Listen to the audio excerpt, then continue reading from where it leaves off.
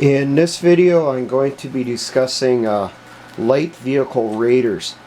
This was actually something that was requested a few months ago by one of the subscribers, and I've been looking it up and I can't find a lot of the information, so I kept setting it aside and then coming back to it, setting it aside, coming back to it over and over again. Well, something he brought up is all he's been able to find on it is information on the desert rats. Yeah, British SAS detachments in North Africa in World War II, and about all they did is raid enemy outposts, and he's looking for more information. He's looking on specific tactics and stuff, and really I couldn't think of much on that until it occurred to me when I was sick here last week. Maybe instead of looking for vehicle tactics, we need to look back. Think of the 19th century, the Plains Indian Wars. Both sides, the cavalry and the Indian tribes, were using hit and run. They were using guerrilla tactics. Look up information on that. Look in those histories and find out some of the specifics on the things that they did. We really could adapt those tactics for this type of thing. So I don't remember which subscriber that asked me to do this video, but hopefully that gives you another area to look. Look at the 19th century, the Indian Wars, and the tactics that were employed, especially by the Plains Indians and the cavalry. Now, some things that I thought of with light vehicle units. The three main things that will always be a part of every operation will be speed, camouflage, and surprise. Your motto should be shoot and scoot. You hit the enemy, get what you need, destroy the rest, and get out of there. Now, what I have here, generally how this could work for operations. You have an observation post or alert team or spies in the community. They send intelligence information to the Tactical Operations Center, the TOC, about enemy operations, enemy convoys that are going out, enemy patrols. They will send out as much information they can. Number of vehicles, the composition, you know, how many cargo trucks, how many gun trucks, how many Bradleys or BMPs or whatever. The estimated speed, the direction they're heading in, the route and the destination if they are known. The TOC receives that information, processes it, and then sends it out to a raiding detachment. That raiding detachment then sets up an ambush. When the enemy element enters the ambush after the security has moved ahead, it's not uncommon to have a security element traveling ahead of a convoy. That security element will be better armed. Their purpose up there is to try to set off the ambush before the convoy shows up. Let that security element go through.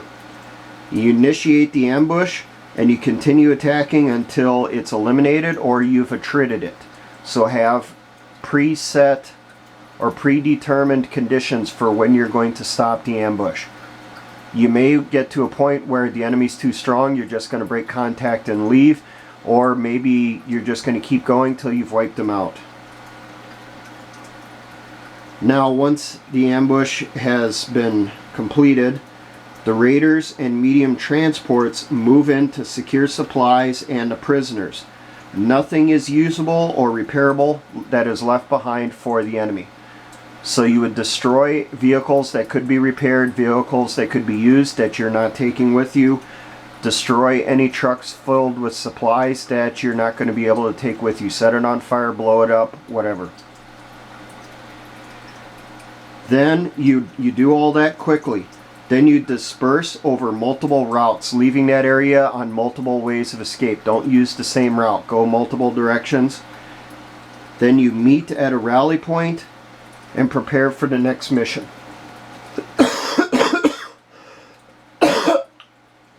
Once you get to your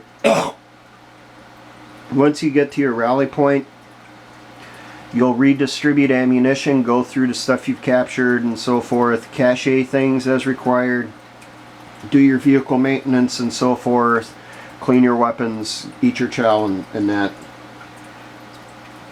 Now in this you have two basic elements. You have the raiders and the transports.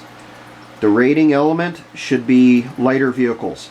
Jeeps, captured Humvees, light trucks, SUVs. Now these could be armed with general purpose machine guns like M60s, 240s, PKMs. Heavy machine guns like the Russian Cord or the American M2. 60mm mortars. They're very lightweight. It'd be easier to stow the 60mm mortar and a lot of rounds in the back of a truck so that you would have a mortar team to give you some indirect fire support during a mission. Probably would not want to go with the 81 or 82, or definitely not the 120mm mortars. Man pads, man portable air defense systems, your Stingers, your SA-7s or SA-16s. ATGMs, your anti-tank guided missiles, which could be tows mounted on vehicles, or it could be a dismounted thing, such as an AT-13 or American Javelin, French Milan. Recoilless rifles, which would be vehicle mounted, possibly 50 caliber sniper teams, which you can also mount a 50 caliber sniper rifle on the vehicle. And then you would also have IEDs for use during the ambushes also. Now the transport element would be pickups and cargo trucks. The vehicles should be all-terrain. No semis or heavy delivery trucks. You want stuff that's lightweight, that can go cross-country. These vehicles, for weapon systems they would have with them, would be your general purpose machine guns, your 240s, your PKMs, squad automatic weapons, your M249s, your RPKs, and LAWs, your light anti-tank weapons, along with your personal rifles. Now what I have here written up is a potential ambush. Everyone is concealed as the enemy comes into the ambush site. Once they're in the kill zone, an IED is set off either on the first vehicle or in front of it. Learn your enemy's tactics, what they do. You want to stop the enemy inside the kill zone. Once they're stopped in there, your raiding element will open fire. This element down here will have anti-tank guided missiles and heavy machine guns, your 50 calibers, and then you'll have a person or a team that'll be on air defense, on air guard. They're watching for the gunships that could be shadowing the convoy. That's not uncommon. They did that a lot in Afghanistan, where they'll have an Apache or two shadowing alongside, so if an ambush happens they call it in to take out the ambushers. So have your air defense set up also. As soon as the ambush fire is going in, you have vehicles come in the rear as a blocking force, vehicles come in on the front. One of them will focus their fires down this side of the enemy opposite of the ambushers, and the other one will face forward as a security element. Your blocking force, you could have one vehicle facing back as security and a vehicle facing forward to also concentrate their fires on this side. Now if you do that, I thought about it, these vehicles up here that would concentrate their fires in here should probably be automatic grenade launchers or a general purpose machine gun. Do not use a 50 caliber because then you run the possibility of overshooting and hitting your guys on the other side. After the ambush is complete, you've wiped them out, they're no longer combat effective, your raider force moves forward. Leave at least one vehicle back as security, especially with that man-pad team. Then you bring in your transports, come up on the side from the back or from the front, depending how you get the stuff set up, whatever's easiest and out of sight. You load up what you can on the trucks, secure your prisoners, handle your prisoners whichever way that you decide to do, and then you start pulling out and blowing up the stuff that's left behind. Now for this to work effectively, The vehicles must be camouflaged.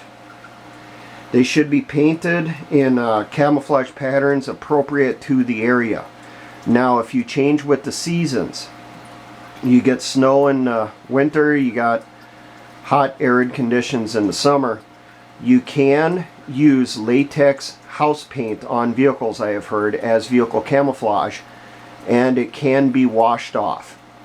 So you can go back with soap and that stuff later and basically peel and strip the paint off of the vehicles.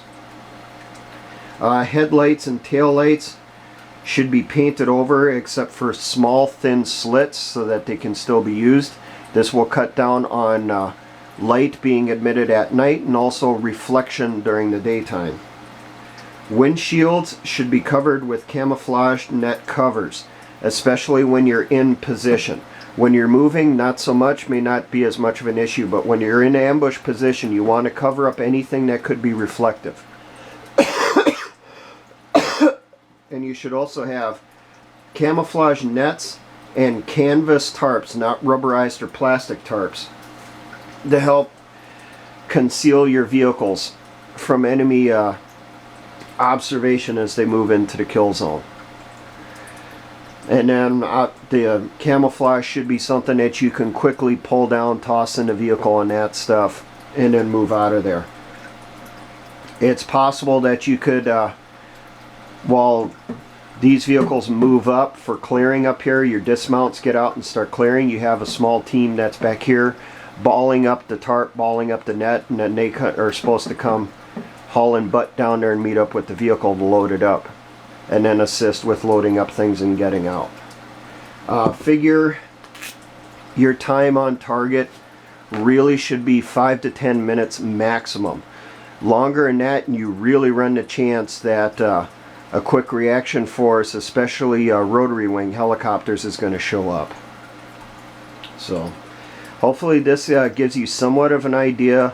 This may not be the answer to the that you were looking for the question, but hopefully this gets you thinking on how you could work this out. The vehicles, really do not over armor them. Do not go do not go the route that the U.S. military did with the Humvees and that stuff where they got weighed down. Speed is going to be something that's going to be your friend. It's going to be something that's going to keep you alive. So any additional armor you add to the vehicle should be just in the most critical areas. Don't go through and try to turn a Ford Ranger into a Sherman tank. Don't try to turn a Jeep Cherokee into a Bradley. Okay? Use a little bit of sense. You don't want to overtax your drivetrain. You don't want to run the possibility of cracking an axle during an operation when you're going cross country. Now, if you do plan on going this route, make sure you have a good supply of spare parts on hand. You're not going to get them off the enemy. Also realize you're probably not going to get the fuel you need off the enemy either. If you get a lot of diesel and gas fueled vehicles, well, you're not going to get either of those from the military. The military predominantly, at least in the United States, uses JP8, which is jet fuel. It's not the same as diesel fuel. Diesel fuel is JP5. So be advised on that and keep that under consideration. Now, for all my engineer brothers in the Patriot and militia movements, always remember, Essayons.